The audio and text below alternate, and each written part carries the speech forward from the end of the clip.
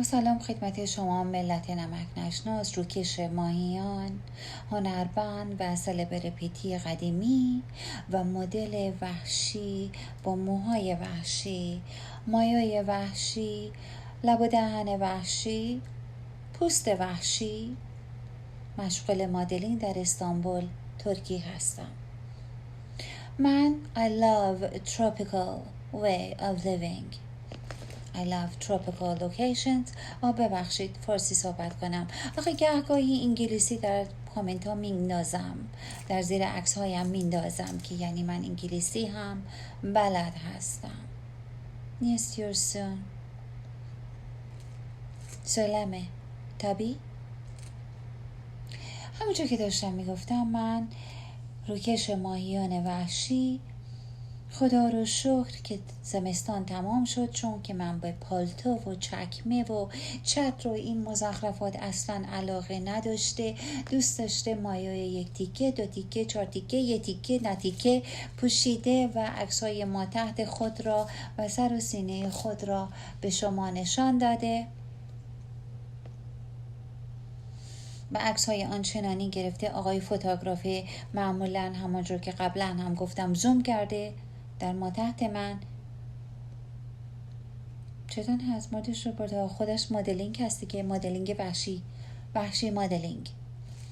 و همونجور که میدانید من عاشق پوست ماهیدودی هستم، اما متاسفانه خب این پوست زیبا را در مانتو و پالتو و چتر و اینجور مزخرفات قایم کرده بوده. الان خود سفید معابانه هستم، اما ماهیدودی خواهم شد مانند ساردین.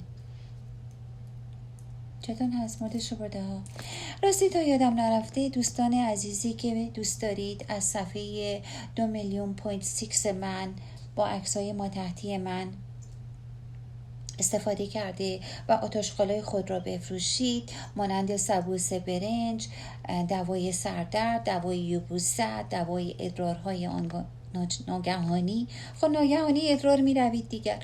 صفحه من در اختیار شما هست، با قیمت مناسب می توانید با تمام آتش‌قال‌های خود را تبلیغ کرده فروخته به این ملتی که شب و روز را در صفحه من گذرانده و منتظر، مانند این که بیرون اصلا در صف نشسته تا عکس‌های ما تحت من آمده بیرون دیده و فحش‌های آنچنانی و مزخرفات گفته.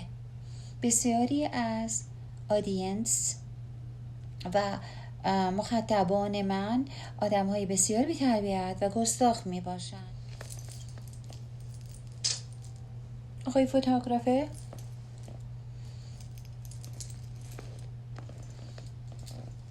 good, very tropical.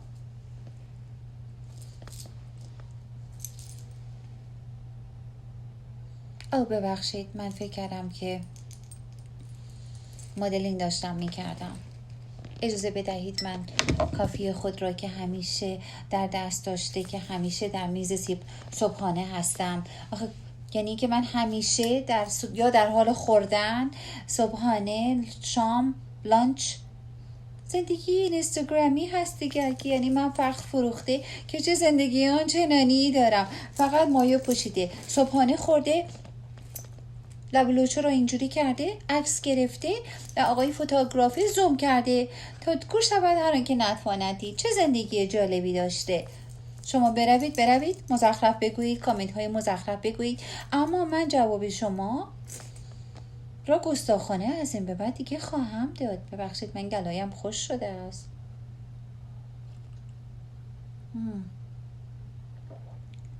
çok güzel کافی. چطور هست؟ بسیاری از شما بی‌تربیتان در صفحه من آمده گستاخانه مزخرف گفته که من به شما بی‌تربیتان و مریضان جنسی که در صفحه من پرسه میزنید، پرسه که چه عرض کنم، زندگی میکنید شب و روز، جواب شما را داده. گستاخانه از این به بعد جواب شما را خواهم داد. چطور هست؟ همونطور که در استوری جدید من دیدید، یک مردکی کچلی آمده بود گفته بود به صورت بسیار گستاخانه قیمتت به دلار چقدر می شود که برای 1 هفته با من به سر ببری. منم روکش و ماهیان با گستاخانه جواب دادم قیمت من قیمت مادرت هست، هرچی که مادرت قیمتش هست قیمت من هم یه $10 بالاتر می باشد. خوب جوابش رو دادم نه؟ بی تربیت نباشید، مزخرف نگویید، گستاخ نباشید. گستاخانه جوابتون رو از این بعد خواهم داد. چون که من عکس‌های آنچنانی میذارم، عکس‌های ما تحت گذاشته کن لخت برای شما عکس میگذارم و راجع به اتفاقاتی که الان در کشورمان دارد میافتد صحبت نمی کنم، دلیل نمی شود که شما بیایید مزخرف بگویید، در صفحه من پرسه زده و هزار مزخرف بگویید. مرد شور برده ها.